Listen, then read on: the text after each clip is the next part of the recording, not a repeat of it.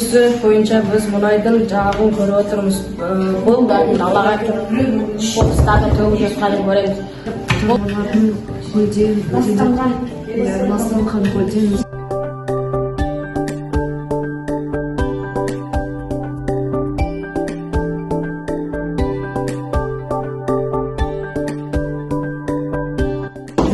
тапсырма дүниежүзіндегі және Қазақстандағы басты экологиялық проблемалар.